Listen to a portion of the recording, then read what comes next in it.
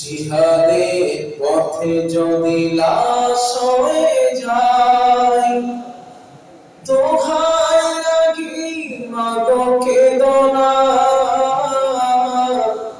হাসরের মাঠে বলবে তুমি হেসে, আল্লাহ আমি শহীদের মা। জিহাদের পথে যদি লাশ হয়ে যায়, দোহাই লাগি মাগো কেঁদো না। হাসরের মাঠে বলবে তুমি হেসে, আল্লাহ আমি শহীদের মা। জিহাদের পথে যদি লাশ হয়ে যায়, শহীদেরা মরে না ওরাই বেঁচে, জান্নাতি পাখি হয়ে উড়ে যায় আরশে। শহীদেরা মরে না ওরাই বেঁচে, জান্নাতি পাখি হয়ে উড়ে যায় আরশে। আল্লাহর মেহমান কত তার সম্মান, আল্লাহর মেহমান কত তার সম্মান। সবার নসিবে তা কবু জোটে না। জিহাদের পথে যদি লাশ হয়ে যায়, দোহাই লাগি মাগো কেঁদো না। হাসরের মাঠে বলবে তুমি হেসে, আল্লাহ আমি শহীদের মা। জিহাদের পথে যদি লাশ হয়ে যায়। আলহামদুলিল্লাহ, আজ জলসার সম্মানিত নির্ধারিত শিক্ষিত সুবর্ণ সভাপতি সাহেব, সামনে বসে থাকা ইসলাম দরদি কোরআন প্রেমিক আল্লাহ তাআলা রাসূল প্রেমিক আমার আব্বাজান ও যুবক ভাইরা, পর্দার আড়াল থেকে আমার মহব্বত শ্রবণকারিনী সম্মানিতা মা এবং বোনেরা, স্নেহভাজন ছোট ছোট বাচ্চারা, আমরা এশার নামাজ কমপ্লিট করে সিরাতে মুস্তাফা সাল্লাল্লাহু আলাইহি ওয়াসাল্লাম কিন্তু একটা মাহফিলের মধ্যে উপস্থিত হয়েছি। আল্লাহ তাআলা আমাদেরকে উপস্থিত হওয়ার তৌফিক দিয়েছেন। তো যেই মহান রব, যেই মহান সত্তা, যেই মহান মুনিব আমাদেরকে এখানে বসবার এবং কথা শুনবার তৌফিক দান করেছেন, সেই আল্লাহকে একটু কালিমাত শুকর আদায় করি উচ্চ আওয়াজে, প্রাণ খুলে সকলে মিলে আওয়াজ করে একবার বলি আলহামদুলিল্লাহ। আর একবার বলি আলহামদুলিল্লাহ। রাসূলের প্রতি জানাই দরুদ পড়ি সাল্লাল্লাহু আলাইহি ওয়াসাল্লাম, সাল্লাল্লাহু আলাইহি ওয়াসাল্লাম। সম্মানিত আমার আব্বাজান ও যুবক ভাইরা, কথা মোটামুটি বোঝা যাচ্ছে? জি, বুঝতে পারছেন না?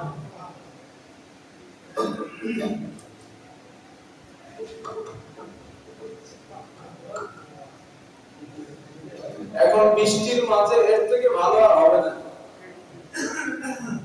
একে তো বৃষ্টি, আমাদের বাড়ি থেকে 1 সেকেন্ড একটু পানি বন্ধ হয় না। আমি তো জানি মাহফিল হবে না। কমিটিকে বাইরে ফোন করলাম, বললো হুজুর মসজিদের মধ্যে চালিয়ে দেবো, আপনি আসেন।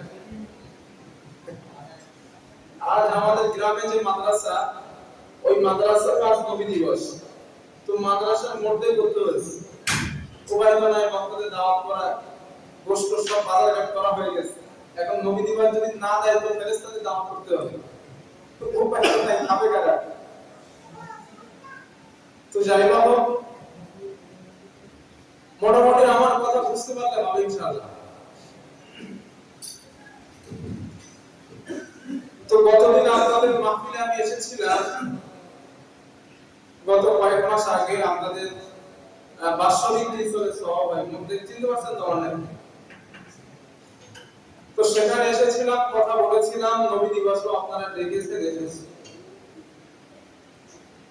তো আমি চাচ্ছি আজ রাসূলুল্লাহ সাল্লাল্লাহু আলাইহি ওয়াসাল্লামের জীবন নিয়ে কিছু কথা শোনাবো আপনাদের ইনশাআল্লাহ।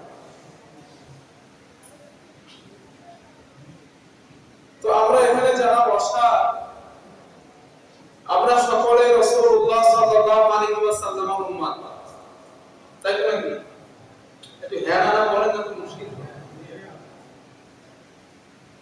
তো আমরা নবীজির উম্মত, শুধু উম্মত না, রাসূলুল্লাহ সাল্লাল্লাহু আলাইহি ওয়াসাল্লামকে আমরা মুসলমান সমাজ নবীকে শুধু নবী বলে জানি। ঠিক বলছি তো? না ভুল বলে ফেলেছি? নবীজিকে নবী বলেই জানি যে মুহাম্মদ সাল্লাল্লাহু আলাইহি ওয়াসাল্লাম তিনি আল্লাহর রাসূল, এতটুকু জানি। কিন্তু নবীজি একজন দাদা হিসাবে আদর্শ, এটা আমরা মানি না। নবী একজন নানা হিসাবে আদর্শ, এটা আমরা মানি না। নবী শিক্ষক হিসাবে আদর্শ, এটাও আমরা মানি না। নবী একজন পলিটিক্যাল নেতা হিসাবে আদর্শ আমাদের জন্য, সেটাও আমরা মানি না। নবী আমাদের জন্য পারিবারিক এবং অর্থনৈতিক এবং সামাজিক প্রত্যেকটা জীবনের আদর্শ, এটাও আমরা নবীকে এটা বলেও মানি না। শুধু নবীকে নবী বলে আমরা মানি। ঠিক বলছি তো ভাইয়া? যদি বলেন হুজুর আমরা আপনার কথার সঙ্গে একমত না, আমি একটু কথাটা ঘুরিয়ে বলি আপনাদের। রাসূলুল্লাহ সাল্লাল্লাহু আলাইহি ওয়াসাল্লামের এই যে বিশ্ব নবী দিবস আপনারা কায়েম করেন, আমাদের মতো হুজুরেরা আসেন, আমি আমারটাই বলি, আমার মতো হুজুর আসেন, এসে নবীজি জন্ম হয়েছিল আম্মা আমিনার ঘরে, নবী এইভাবে আসছেন, নবী এই করেছেন, জাস্ট এই কথাগুলো আলোচনা শুনে আমরা সুবহানাল্লাহ আলহামদুলিল্লাহ বলে বাড়ি যাই। ঠিক তো? কিন্তু রাসূলের ব্যক্তি জীবনে নবী কেমন ছিলেন? রাসূল পারিবারিক জীবনে, পারিবারিক ভাবে তিনি কেমন মানুষ ছিলেন? তিনি অর্থনৈতিক ভাবে কেমন মানুষ ছিলেন? সামাজিকতার সঙ্গে নবী কেমন করে চলতেন? এই শিক্ষাগুলো আমাদের কাছে দেওয়া হয় না।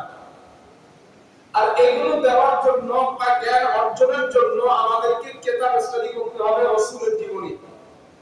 কিন্তু সে সময়টাও আমাদের হাতে খুব কম। চায়ের দোকানে বসবো না নবীর জীবনী রিসার্চ করবো? হুজুর চায়ের দোকানে বসার সময় তো তোলাইতে পারি না, তো আমরা রাসূলের জীবনী পড়বো কখন?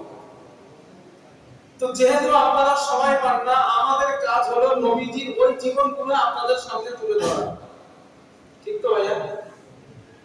আজ আমরা ওই নবীকে নবী হিসাবে না, নবীকে একজন মানুষ হিসাবে দেখব। বলি ইনশাআল্লাহ। সবাই বলেন নবীকে তো একদিন এতদিন নবী হিসাবে চিনছেন, আজ আমরা নবীকে নবী হিসাবে চিনব না, আজ আমরা নবীকে মানুষ হিসাবে চিনব। বলি ইনশাআল্লাহ। রাসূলুল্লাহ সাল্লাল্লাহু আলাইহি ওয়াসাল্লাম শুধু আপনাদেরকে না, আমি এটা প্রত্যেক জাতি ধর্ম বর্ণ নির্বিশেষে সকলের উদ্দেশ্য করে বলছি। কারণ আপনারা কিন্তু আমার সামনে মাত্র কয়টা মানুষ না, আমার সামনে পৃথিবীর মানুষ, এই যে চারটে ক্যামেরা আছে না, গোটা পৃথিবী এখন আমার সামনে। আজ না হয় কাল তারা আমার এই কথাগুলো শুনবে।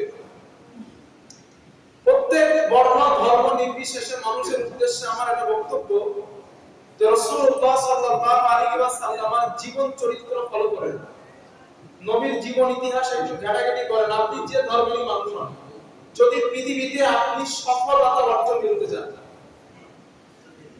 কথাগুলো কি বুঝে আসছে আমার? প্রত্যেকটা মানুষকে উদ্দেশ্য করে বলছি, যদি পৃথিবীতে সফলতা অর্জন করতে চান, নবীর জীবনী স্টাডি করেন। আপনারা প্রশ্ন করতে পারেন নবীর জীবন স্টাডি করতে হবে সফলতা পেতে গেলে কেন? এবার কেন উত্তরগুলো নেন। নাম্বার 1, রাসূলুল্লাহ সাল্লাল্লাহু আলাইহি ওয়াসাল্লাম মায়ের পেটে থাকা অবস্থায় বাবা হারিয়েছেন। জানেন তো আপনারা? 6 বছর বয়সে তার জননী মাকে হারিয়েছেন। তাহলে দুনিয়ায় আসার আগে তার মাথার উপর থেকে সাহারা হারিয়ে গিয়েছে। দুনিয়ায় আসার পর যার আদর যত্নে লালিত পালিত হবেন সেই মা আমিনা হারিয়েছে। পৃথিবীতে হাজারো লক্ষ এতিম মানুষ আছে না নাই? জোরে বলেন আছে। একজন এতিমের দরদ সেই ব্যক্তিটা বুঝতে পারে যেই ব্যক্তি এতিম হয়। আমার পা কেটে গিয়েছে, আপনারা আমাকে বলবেন বাকিবুল্লাহ সাহেবের পা কেটে গিয়েছে, আপনি যদি ডাক্তার নিয়ে এসো মলম দাও। বুঝুন মানুষ আসছে আমাদের এখানে পড়ে গিয়ে পা কেটে গেছে, আপনারা ট্রিটমেন্ট করতে পারেন, কিন্তু এই পা কেটে যাওয়ার দরদটা বুঝবো আমি, ঠিক না ভাইয়া? কেটেছে আমার, দরদটা বুঝবো আমি। তো একজন এতিমের দরদ বুঝতে পারে আর একজন এতিম। সুতরাং পৃথিবীতে যারা এতিম ওদের অধিকার বুঝিয়ে দিবে কে? ওই অধিকার বোঝাতে যাওয়ার জন্য আপনার মুহাম্মদ সাল্লাল্লাহু আলাইহি ওয়াসাল্লামের জীবন ফলো করতে হবে, কারণ তিনি এতিম ছিলেন। মাথায় যাচ্ছে কিছু? কেন করতে বলছি নবীর জীবনী সমস্ত ধর্মের ব্যক্তিদের? কারণ তিনি এতিম ছিলেন, তিনি এতিমের দরদ বুঝতেন। 2 নাম্বার, রাসূল বিয়ে করলেন 25 বছর বয়সে। আম্মা জান খাদিজাতুল কুবরা রাদিয়াল্লাহু আনহা নবীর সাহারা বেনে গেলেন। নবীর চাচা আব্দুল মুত্তালিব নবীর সাহারা বেনে গেলেন। নবীর দাওয়াত দেওয়া আরম্ভ করলেন। মক্কায় কাফেরদের প্রচন্ড চাপ, ওই চাপের মাধ্যমে খাদিজাতুল কুবরা রাদিয়াল্লাহু আনহা মারা গেলেন। চাচা আবু তালেবও মারা গেলেন। পরিস্থিতিটা একটু লক্ষ্য করেন। আব্বা আব্দুল্লাহ নাই, আম্মা আমিনা নাই, নিজের স্ত্রী যে সাহারা ছিল খাদিজাও নাই, চাচা যে পক্ষ ছিল নবী সেই চাচাও নাই। নবী পুরো একা হয়ে গেছে, অপরদিকে কাফেরদের চাপ। টোটাল মক্কায় রাসূলের উপরে প্রেসার। নবী যাবে কই? বাড়ি আসবে, খাদিজার কাছে আসবে, খাদিজা তো নাই।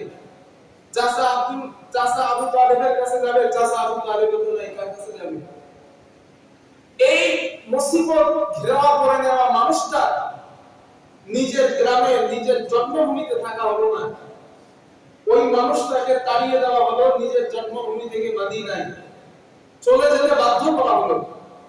সেই মানুষটা মদিনায় যাওয়ার পর একদিন 2 দিন নয়, একটানা 10 বছর, মাত্র 10 বছরের ব্যবধানে গোটা মক্কাকে জয় করে নিলেন। শুধু মক্কা নয়, এই মুসিবতের মধ্যে ছিল যে মানুষটা মাত্র 10 বছরের ব্যবধানে মক্কা, মদিনা, পার্শ্বস্থ সিরিয়া এলাকাগুলো আরো ভূখণ্ড 10 বছরের মাধ্যমে ওই মানুষটা জয় করতে সক্ষম হলো। কিভাবে সফলতা পেয়েছেন তিনি? আমি নবী হিসেবে তাকে চেনাচ্ছি না, আমি একজন সফল মানুষ হিসেবে তাকে চেনাচ্ছি। তিনি একজন সফল মানুষ। তিনি এই সফলতা অর্জন করলেন কিভাবে?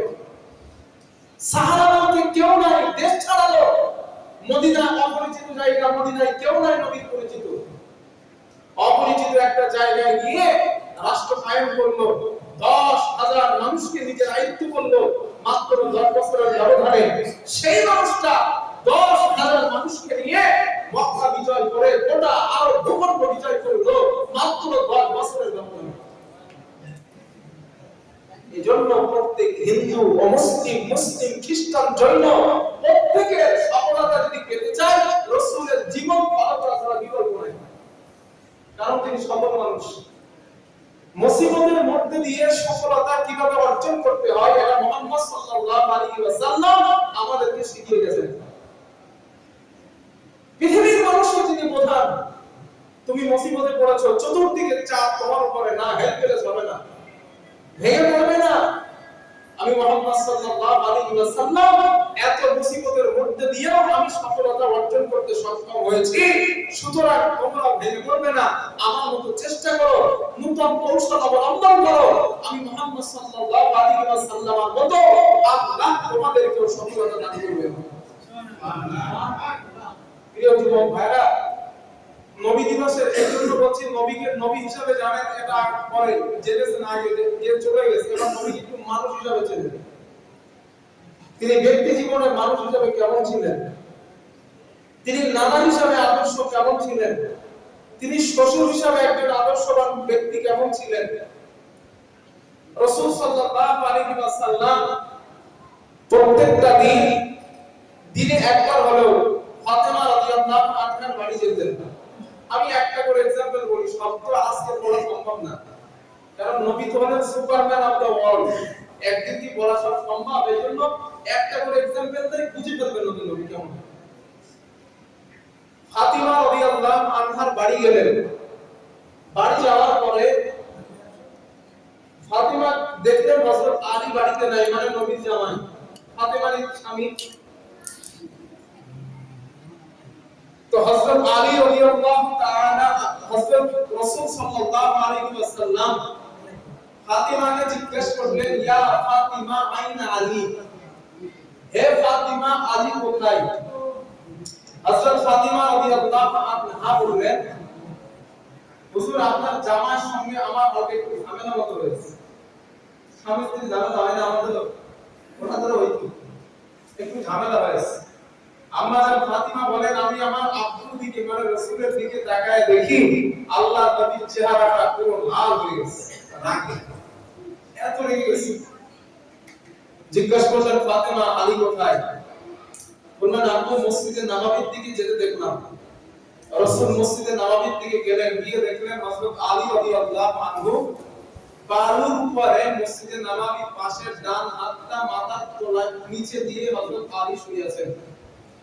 নবীজি ডাক দিলেন, ইয়া আবা তুরাব, হে বালি বাবা আলী। কি বলছেন? নবী একটু রস করে বলেছে, হে বালি বাবা আলী। আলী রাদিয়াল্লাহু আনহু মনে মনে বলতেছে, আসলে আপনার মেয়ে জ্বালাইছে, এখন আপনি জ্বালাইতে আসছেন। হযরত আলী রাদিয়াল্লাহু আনহু বললেন, হাবিব সাল্লাল্লাহু আলাইহি ওয়াসাল্লাম হাত ধরে টান দিয়ে বলে, আরে ওঠো, চলো বাড়ি চলো, দেখি কি হয়েছে শুনি।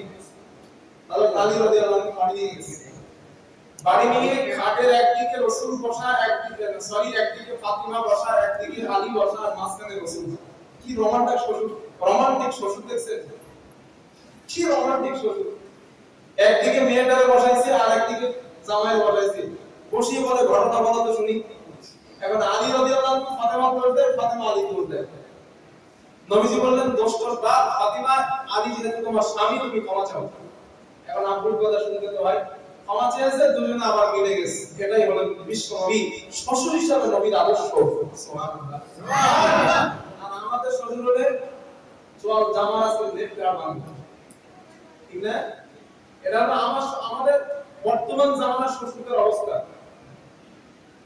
আর রাসূল সাল্লাল্লাহু আলাইহি ওয়াসাল্লাম নিজের মেয়ের পক্ষে নাই, জামাইয়ের পক্ষ নিয়েছেন। সুতরাং শ্বশুর যারা আছেন, মেয়ের পক্ষ নেওয়া বাদ দিয়া জামাইয়ের পক্ষ নেন।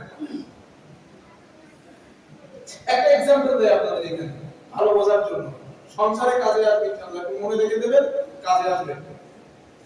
একজন মেয়ে তার বাবার কাছে আসছে, এসে বলছে, আপু আমার শাশুড়ির সঙ্গে আমার মোটে বনি মনে হয় না, আপনি ঔষধ দেন।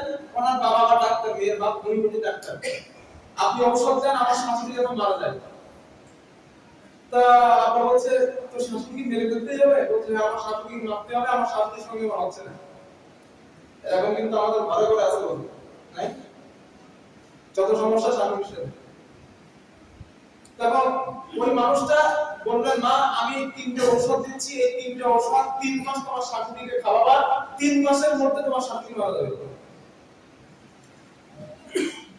তবে হ্যাঁ, এই ঔষধ তোমার শাশুড়িকে খাওয়াবে, তবে তোমার শাশুড়ি যেহেতু 3 মাস পরে মারা যাবে, এই 3 মাস তোমার শাশুড়ি তোমার যাই নেবে, তোমার শাশুড়িকে তুমি যেন খারাপ ব্যবহার করবে না, তার সঙ্গে খারাপ কথা বলবে না, তাকে খুব যত্ন করবে 3 মাস। বললো, হ্যাঁ আপু, আমার যাই করুক আমি কিচ্ছু বলবো না, শাশুড়িকে খুব যত্ন করবো। এখন এই ঔষধ খাওয়াই আর শাশুড়িকে খুব যত্ন করে, খুব যত্ন করতেছে। 1 মাস যায়, 2 মাস যায়, শাশুড়ি আর ওর সঙ্গে খুব সম্পর্ক। 3 মাস যাবে, 10 দিন বাকি, শাশুড়ি মারা যাবে 10 দিন পর। মেয়ে কাঁদতে কাঁদতে আপনার কাছে আসছে, আপু আমার শাশুড়ি যেন না মরে, আপনি ওষুধ ঠিক করে দেন, আমার শাশুড়ি যেন না মরে। বলে, কেন? বলে, আপু আমার শাশুড়ি ছাড়া আমি বাঁচতে পারবো না। কি বলছে? আমার শাশুড়ি ছাড়া আমি বাঁচতে পারবো না আপু, আমার আব্বা আমার শাশুড়ি যেন না মরে। মেয়ের বাপ বলছে মা তো শাশুড়িকে যে ওষুধ দিয়েছি তো শাশুড়ি মরবে না, তো শাশুড়ির শরীর আরো ভালো হবে, ভিটামিন দিয়েছি। এখন বুঝছো তোমার শাশুড়ির দোষ না তোমার দোষ? বুঝে আসছে কথা?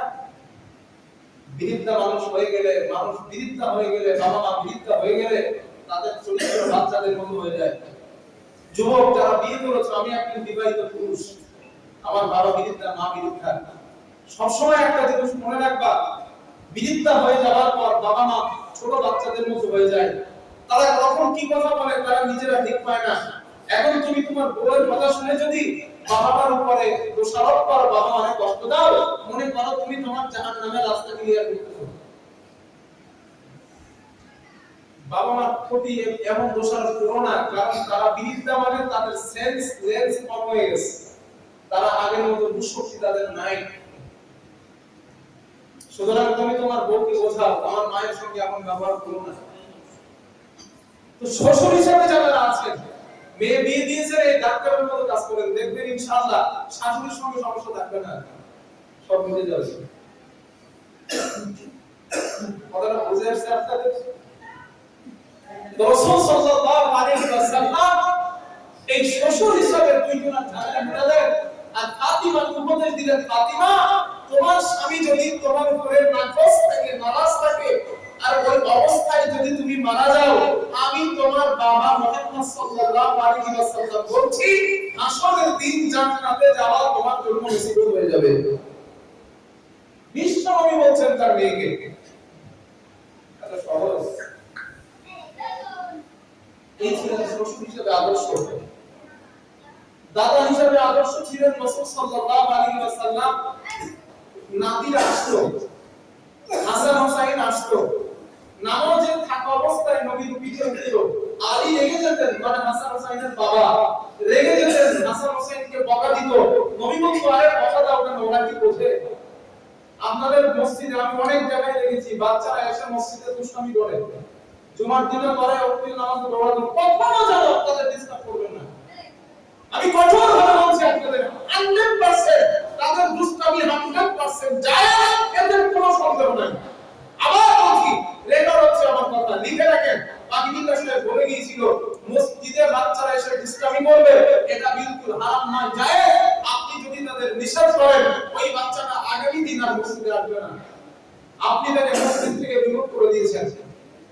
এই জন্য কখনো বাচ্চাদের ধমক দিবেন না, মসজিদে ওরা খেলা করুক, দুষ্টামি করুক, যা পারে করুক, ওই মসজিদটাকে ওরা বাড়ি মতো মনে করবে, আগামী প্রজন্ম ওরা মসজিদ ছাড়া আর কোথায় যেতে চাইবে না। ওদেরকে দাঁড়িয়ে দিয়েন না, এটা নবীর সুন্নাহ। বাচ্চারা মসজিদে আসতো, খেলা করতো, নবী মসজিদে নববীতে সেজদায় কাঁধ ডিঙিয়ে ডিঙিয়ে হাসান হোসেন নবীর গায়ে বসে, নবী সেজদা থেকে মাথা ওঠে না, ঘটনা কি?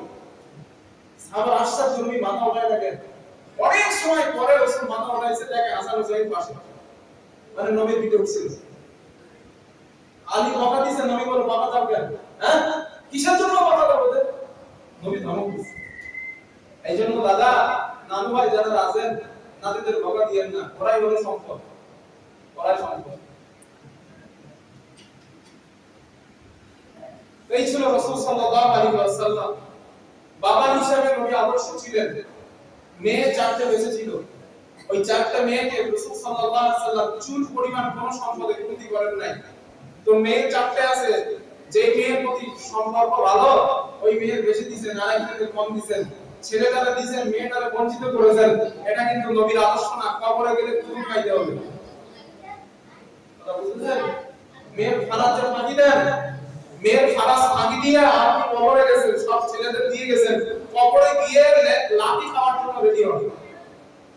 ইসলাম যতটুকু বৈধতা দিয়েছে ততটুকু বৈধতা দিয়ে আপনার মেয়েকে আপনার মেয়ের সম্পর্ক বুঝাতে হবে, এটাই নবীজির বাবা হিসেবে আদর্শ।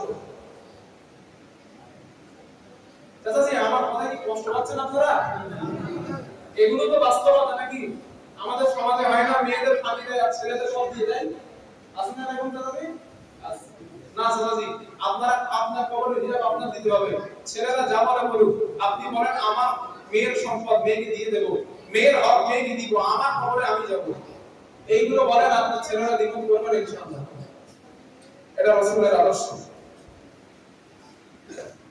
রাসূল সাল্লাল্লাহু আলাইহি ওয়াসাল্লাম এত মুসিবত পার করে অতিক্রম করে রাসূল সাল্লাল্লাহু আলাইহি ওয়াসাল্লাম টোটাল মক্কা ইসলামের ঝান্ডা উত্তীর্ণ করলেন।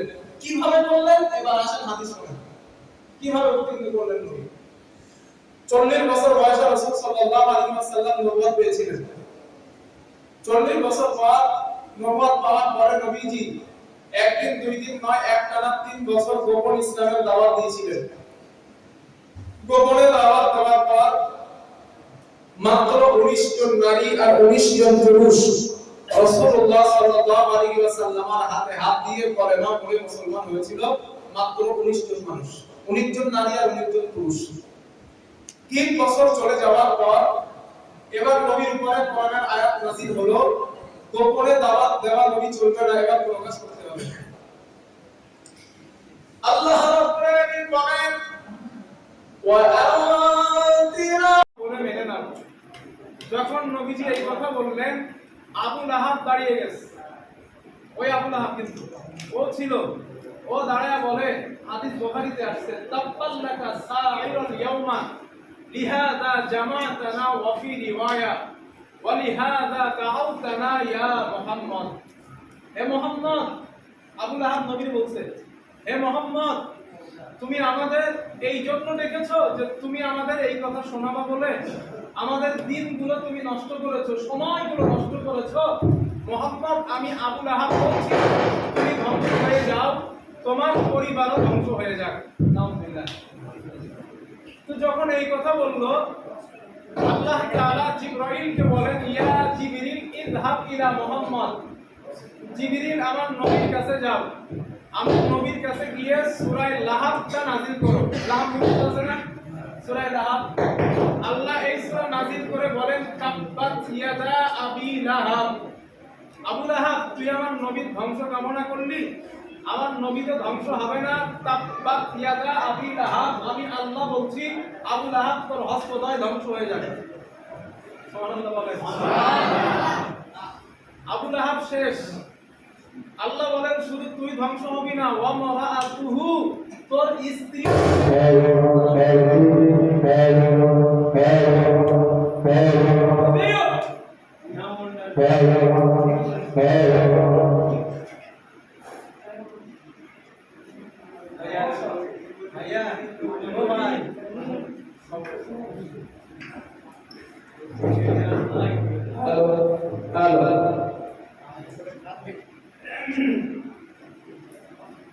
তো আল্লাহ তাআলা আবু লাহাবকে ধ্বংস করছে। তাহলে এবার আমি আপনাদের জিজ্ঞাসা করি ওই ঘোড়ার কথাটা, নবীজি সাল্লাল্লাহু আলাইহি ওয়াসাল্লাম কয়টা স্টেপে দ্বীনের দাওয়াত প্রকাশ করেছিলেন? জি, তিনটা। Very good. এই তো আলোচনা শুনতেছেন আপনারা। তিনটা স্টেপে দ্বীনের দাওয়াত প্রকাশ করলেন। এবার নবী যখন দাওয়াত ক্লিয়ার করলেন, না আমি নবী, ওরা সবাই জেনে গেছে। এখন কাফেরদের কাছ থেকে নবীর জন্য একটা পুরস্কার আছে। কি পুরস্কার? একটু বেরেন কাটা বলেন না, এটা ভুলেও কিভাবে একটা হবে। যেহেতু নবী ইসলামের দাওয়াত দেওয়া শুরু করেছে, নবীর জন্য একটা পুরস্কার আছে কাফেরদের পক্ষ থেকে। ওই পুরস্কারটা কি হতে পারে?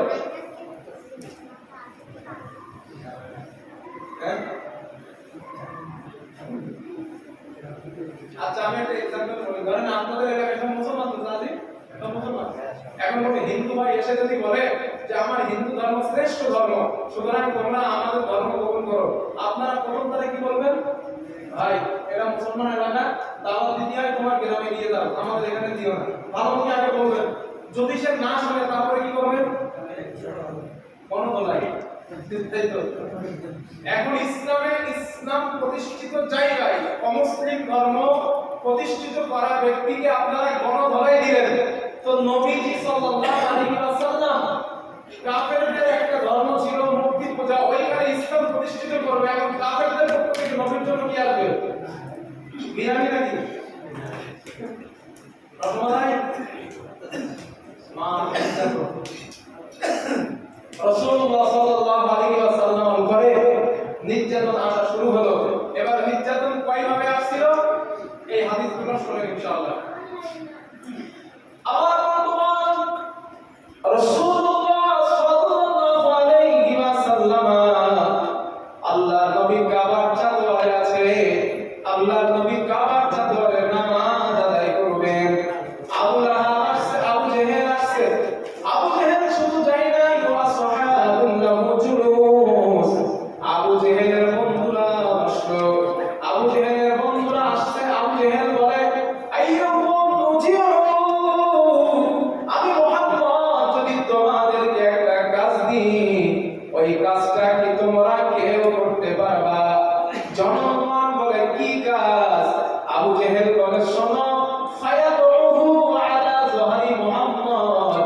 ইদা সিজদা, মুহাম্মদ যখন সিজদায় চলে যাবে উটের নাড়ি ভুঁড়ি গুলা নিয়া মুহাম্মাদের পিঠের উপরে চাপিয়ে দিবা।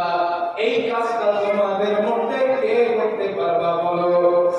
এই কথা বলার পর উকবা ইবনে আবি মুআইদ নামে একজন কাফের দাঁড়িয়ে যায়। ওই উকবা ইবনে আবি মুআইদ দাঁড়িয়ে বলে, উকবা ইবনে আবি মুআইদ বলে, আবু জাহাল, দায়িত্বটা আপনি আমাকে দিন, আমি আপনার দেওয়া দায়িত্ব পালন করব। উকবা চলে গেল যেখানে উট জবাই করা হয়, দুম্বা জবাই করা হয়। উটের পচা নাড়ি ভুঁড়ি রক্ত এবং গোবরটাও সঙ্গে আনছে। ইদা সিজদা, আল্লাহর নবী যখন সিজদায় চলে গেলেন, আল্লাহর নবীর পিঠের উপরে ওই উটের পচা নাড়ি ভুঁড়িগুলা সাথে সাথে চাপিয়ে দেওয়া হলো। রাহমাতুল লিল আলামিন সিজদা থেকে আর মাথা উঠাতে পারেন না। আল্লাহর নবীর শরীর মোবারকে পচা নাড়ি ভুঁড়িগুলা লেগে যায়, নবী আর মাথা উঠাতে পারে না। দূর থেকে হযরত আব্দুল্লাহ ইবনে মাসউদ রাদিয়াল্লাহু তাআলা আনহু দেখতে পেলেন মক্কার কাফেররা আল্লাহর নবীকে কাবার চাতবারে কষ্ট দেয়।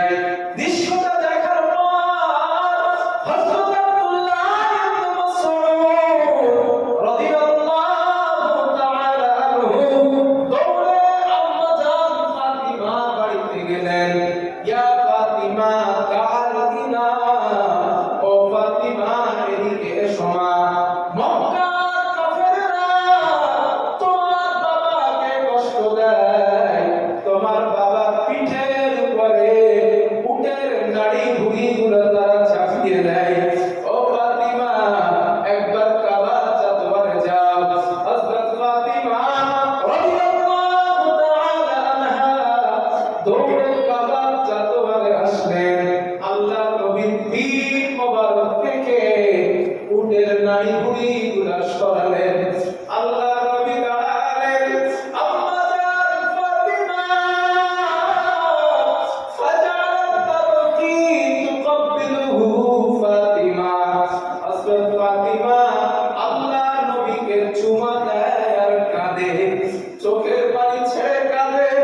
আল্লাহর নবী বলে, মা ইউবকিকি ইয়া ফাতিমা, ও ফাতিমা তুমি কেন কাঁদো মা, কেন তুমি কাঁদতেছো?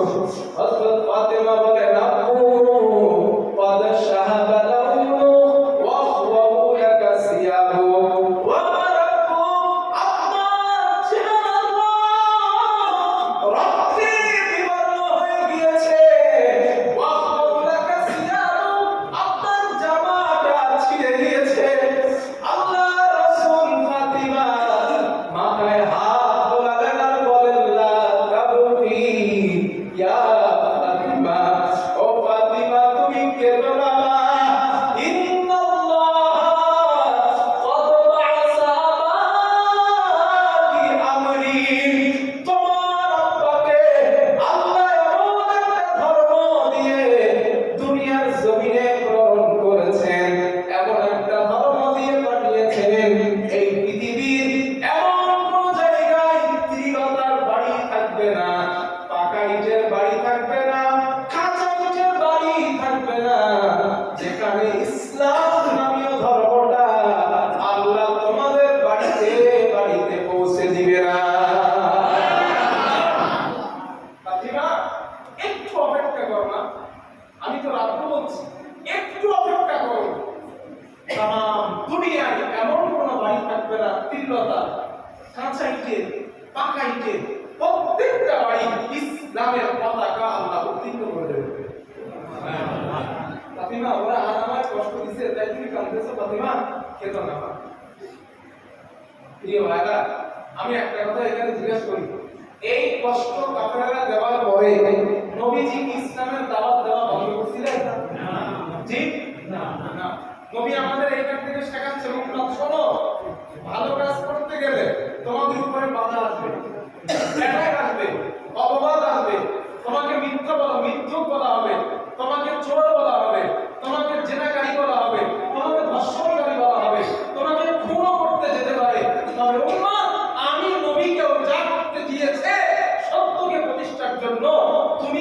পিছিয়ে যাবে না, আমি রাসূল যেমন পিছাইনি তুমিও পিছাবে না, সফলতা আল্লাহ তোমাকে দিয়ে দেবেন। এটাই নবী দিবসের শিক্ষা, নবীর জীবনের সফলতা আসার এক নাম্বার ধাপ। নবী বাধা অতিক্রম করেছেন, থেমে যায় নাই, কোন দোষ করে নাই, কাফেররা বুড়ি নাড়ি চাপাই দিয়েছে। আমরা অনেক কি করতাম, দুধ বাগানে মসজিদ করার মাদ্রাসা করা, এত লোকে গালি দেয়, লোকে মিথ্যাবাদী বলে, চিনিমার বলে, ভালো কাজ করতেছি তাও মানুষ গালি দেয়। আবু জেহেল মরে গেছে, আবু জেহেলের উত্তরসূরি কিন্তু মরে না, এটা বলবেন না জীবনে, ঠিক না? আবু জেহেল মরেছে, আবু লাহাব মরেছে, কিন্তু ওদের উত্তরসূরি মরে নাই। আজও মসজিদ মাদ্রাসা করতে গিয়ে, ভালো কাজ করতে গেলে আপনার গ্রামের, আপনার সমাজের কিছু লোক আপনারে গালি দিবে। নবী কিন্তু বলে গেছেন আমাদের যে তারা কিন্তু গালি দিবে, তবে উম্মত পরোয়া করবে না, পরোয়া করবে না। আমি নবী পরোয়া করি নাই, তাই আমি শপথ 10 বছরের মধ্যে গোটা আরবটাকে আমি সফল করে ফেলেছি। ভাই আমার কথা কি শুনতেছেন আপনারা? তাহলে আমরা ভালো কাজে বাধা আসলে থেমে যাব না, আরো অগ্রসর হব, আরো অগ্রসর হব বলে ইনশাআল্লাহ। নির্যাতন নাম্বার 2,